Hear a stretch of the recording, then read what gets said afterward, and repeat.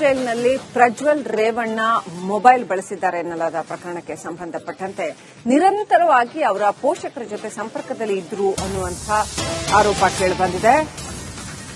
ಪೋಷಕರು ಸೇರಿದಂತೆ ಹಲವರಿಗೆ ಪ್ರಜ್ವಲ್ ದೂರವಾಣಿ ಕರೆ ಮಾಡಿದ್ರು ಅನ್ನುವಂತಹ ಆರೋಪ. ಪೊಲೀಸ್ ತನಿಖೆಯಲ್ಲಿ ಇನ್ಫ್ಯಾಕ್ಟ್ ಸ್ಫೋಟಕ ಮಾಹಿತಿ ಬಯಲಾಗಿದೆ. 2 ಮೊಬೈಲ್ಗಳನ್ನು ಬಳಸ್ತಾ ಇದ್ದ ಅಪರಾಧಿ ಪ್ರಜ್ವಲ್ ರೇವಣ್ಣ ಅನ್ನುವಂಥದ್ದು. ಪ್ರಜ್ವಲ್ ರೇವಣ್ಣಗೆ ಮೊಬೈಲ್ ಪೂರೈಸಿದ್ದಂತಹ ವ್ಯಕ್ತಿಯನ್ನು ಕೂಡ ಸೆರೆ ಹಿಡಿಯಲಾಗಿದೆ. ಬಾಣಸ್ವಾಡಿ ಮೂಲದ ಪ್ರತಾಪ್ ರಾಯ್ ಆತನನ್ನ ಬಂಧನಕ್ಕೆ ಈಡು ಮಾಡಲಾಗಿದೆ. ಪ್ರತಾಪ್ ರಾಯ್ಗೆ ಮೊಬೈಲ್ ಅನ್ನು ಪ್ರತಾಪ್ ರಾಯ್ ಮೂಲಕ ತರಿಸಿಕೊಂಡಿದ್ದ ಪ್ರಜ್ವಲ್ ಅಂತ ಹೇಳಲಾಗಿದೆ. ಆಂಧ್ರದಲ್ಲಿ ಆಕ್ಟಿವ್ ಆಗಿದೆ ಸಿಮ್ ಅಂತ ಹೇಳಲಾಗಿದೆ. ಕ್ರಿಮಿನಲ್ ಕೇಸ್ನಲ್ಲಿ ಜೈಲಿಗೆ ಹೋಗಿದ್ದಾಗ ಈ ಪ್ರತಾಪ್ ರಾಯ್ ಪ್ರಜ್ವಲ್ಗೆ ಪರಿಚಯ ಆಗಿದ್ದ ಎನ್ನಲಾಗಿದೆ. ಬೇರೆಯವರ ಹೆಸರಲ್ಲಿ ಸಿಮ್ ಖರೀದಿ ಮಾಡಿ ಮೊಬೈಲ್ ತಂದು ಕೊಟ್ಟಿದ್ದಾನೆ.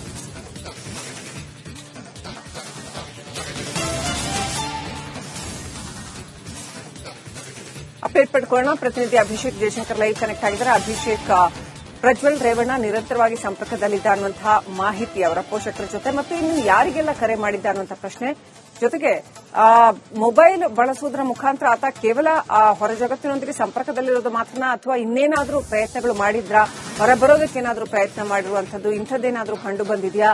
ಏನ್ ಅಪ್ಡೇಟ್ ಇದೆ?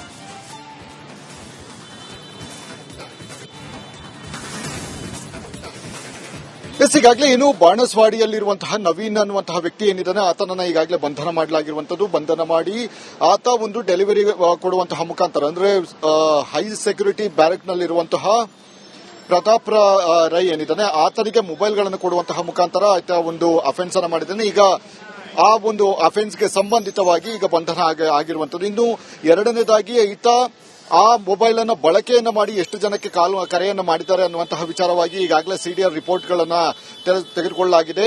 ಆತನ ಬಳಿ ಅಂದ್ರೆ ಅಪರಾಧಿ ಪ್ರಜ್ವಲ್ ಬಳಿ 40 ನಂಬರ್ಗಳು ಈಗಾಗಲೇ ಸಿಕ್ಕಿದೆ. ಅದು ಚಿಕ್ಕದಾದಂತಹ ಒಂದು ನೋಟ್ಬುಕ್ ನಲ್ಲಿ ಉಲ್ಲೇಖ ಆಗಿರುವಂತದ್ದು. ಅದರಲ್ಲಿ ಅವರ ತಂದೆ ತಾಯಿಯ ನಂಬರ್ಸ್ಗಳಾಗಿರಬಹುದು, ಲಾಯರ್ಸ್ಗಳ ನಂಬರ್ಸ್ಗಳಾಗಿರಬಹುದು, ಮತ್ತೆ ಇನ್ನಿತರ ಸ್ನೇಹಿತರ ನಂಬರ್ಗಳು ಕೂಡ ಅದರಲ್ಲಿ ನಮೂದಾಗಿದೆ.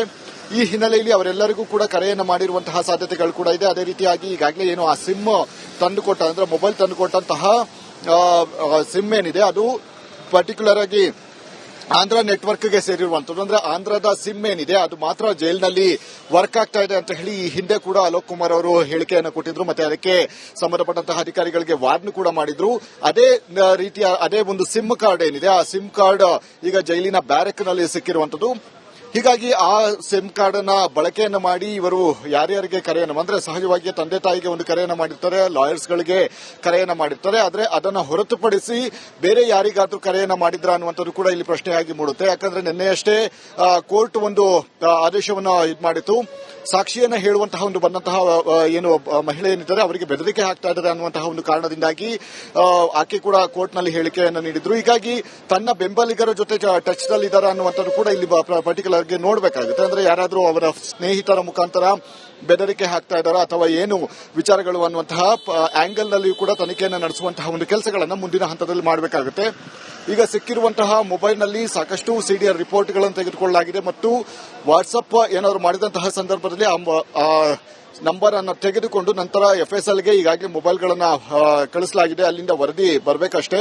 ರಿಟ್ರೀವ್ ಆದ ಬಳಿಕ ಮತ್ತಷ್ಟು ಮೆಸೇಜ್ಗಳು ಏನಾದರೂ ಫಾರ್ವರ್ಡ್ ಆಗಿದೆಯಾ ಅನ್ನುವಂಥದ್ದು ಕೂಡ ಇಲ್ಲಿ ನೋಡಬೇಕಾಗುತ್ತೆ. ಮತ್ತು ಈಗಾಗಲೇ ಆ ಡೆಲಿವರಿ ಬಾಯ್ ಏನಿದ್ದಾನೆ ಅಂದ್ರೆ ನವೀನ್ ಏನಿದ್ದಾನೆ ಆ ನವೀನ್ಗೆ ಈತ ಸಂಪರ್ಕ ಅಂದ್ರೆ ಜೈಲಿನಲ್ಲಿಯೇ ಒಂದು ಸಂಪರ್ಕ ಆಗಿರ್ತದೆ. ನಂತರ ಹೊರಗಡೆ ಬಂದು ಇವರಿಗೆ ಒಂದು ಸಹಾಯ ಮಾಡುವಂತಹ ಮುಖಾಂತರ ಅಂದ್ರೆ ಮೊಬೈಲ್ಗಳನ್ನ ಕೊಡುವಂತಹ ಮುಖಾಂತರ ಇಲ್ಲಿ ಅಫೆನ್ಸ್ ಅನ್ನು ಮಾಡಿದ್ದಾನೆ. ಇಲ್ಲಿ ಪ್ರಮುಖವಾಗಿ ಜೈಲಿಗೆ ಒಳಗಡೆ ಹೋಗೋದಕ್ಕೆ ಸಾಧ್ಯ ಆಗೋದಿಲ್ಲ. ಈತ ಯಾವ ರೀತಿ ಜೈಲಿನ ಒಳಗಡೆ ಮೊಬೈಲ್ ಅನ್ನು ತಲುಪಿಸಿದ್ದ, ಅದಕ್ಕೆ ಯಾರು ಸಹಾಯವನ್ನ ಮಾಡಿದ್ರು ಅನ್ನೋದು ಕೂಡ ಇಲ್ಲಿ ಬಹು ಮುಖ್ಯವಾಗಿ ಬೇಕಾಗುತ್ತೆ. ಹೀಗಾಗಿ ಸಹಜವಾಗಿಯೇ ಜೈಲಿನ ಸಿಬ್ಬಂದಿಗಳೇನಿದ್ದಾರೆ ಅವರ ಮೇಲೆ ಅನುಮಾನ